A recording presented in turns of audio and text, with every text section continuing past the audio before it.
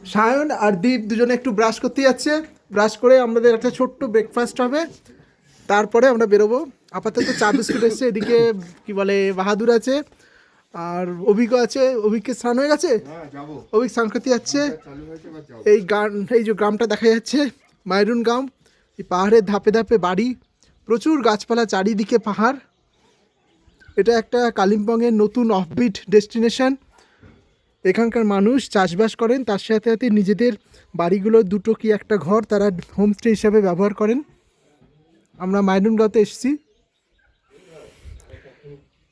এই বাড়ির ভেতরে এটা দেখছেন, এটা হচ্ছে বনফায়ার বা শীতকালে এগুলো কাঠটার জ্বালিয়ে এখানে লোকেরা ট্যুরিস্টরা বসে থাকেন।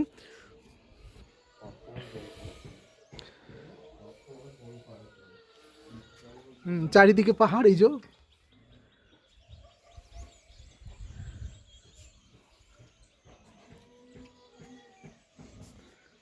বাহাদুর চা বিস্কুট খাচ্ছে। সবাই তোমরা খেতে শুরু করো, ব্রাশটা করে নাও সায়ন তাড়াতাড়ি। এরম জায়গায় আবার আসবে নাকি? হ্যাঁ হ্যাঁ, অন্য কোনো জায়গায়, তাই তো? এই ফুলগুলো বিকেলের দিকে এরকম একদম এইরকম হয়ে গেছিলো, এই যে এরকম। আবার সকালবেলা সূর্যের আলোতে আপনা আপনি এরকম ফুটে যাচ্ছে।